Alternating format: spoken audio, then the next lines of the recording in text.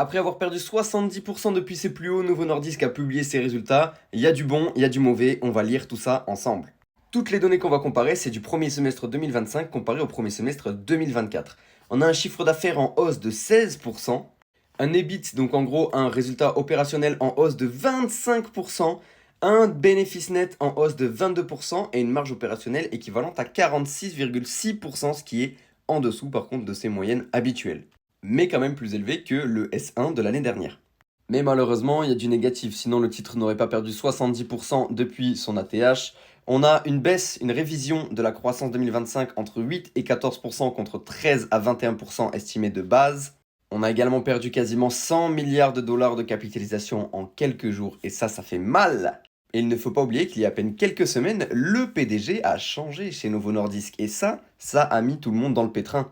Bon, pour finir sur une bonne note, le groupe annonce une réduction des coûts sur pas mal de choses. Son résultat opérationnel devrait être meilleur dans les années à venir, en tout cas ses marges opérationnelles, pour continuer de concurrencer Eli Lilly.